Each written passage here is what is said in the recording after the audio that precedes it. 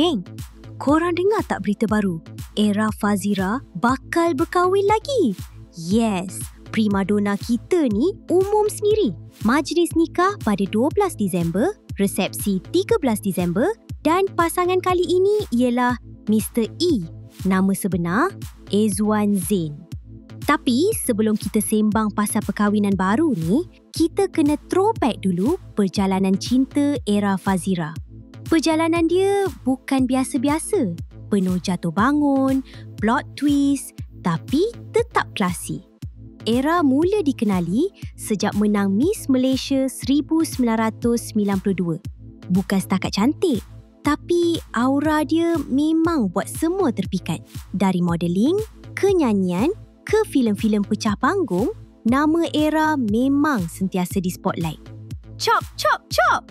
Sebelum kita sambung kisah yang lagi pedas, kalau korang suka analisis deep macam ni, jangan lupa like, share and subscribe Oi Jom, sumber gosip paling bersih tapi pedas dekat Malaysia.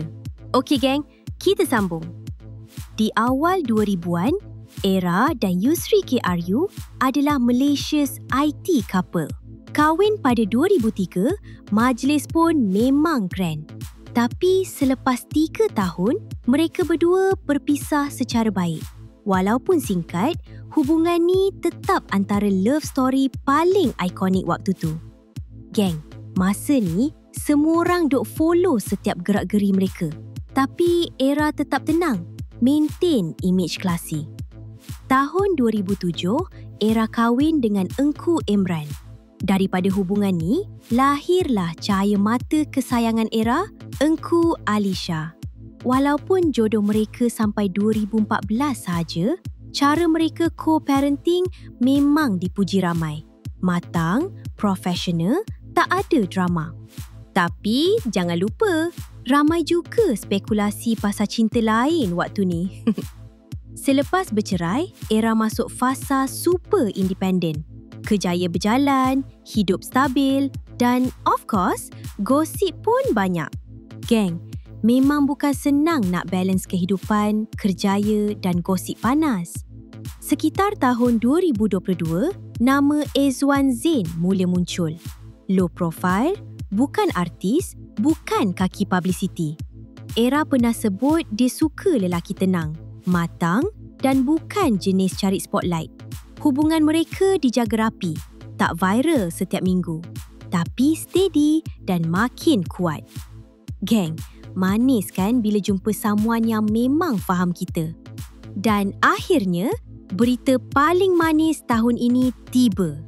Dalam majlis pelancaran muzik video Cinta Abadi, Era umum yang dia dan Mr. E akan bernikah pada 12 Disember. Tanggal keramat saya ialah 12 Disember 2025, insyaAllah.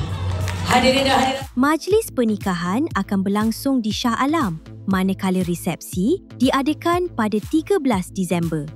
Geng, perjalanan cinta Era Fazira ni sebenarnya refleksi ramai wanita. Jatuh, bangun, kecewa, bangkit dan akhirnya jumpa seseorang yang bawa ketenangan. Korang rasa macam mana dengan perkahwinan baru Era ni? Drop komen, Oi Jom baca semua. Jumpa korang di next episode Oi Jom.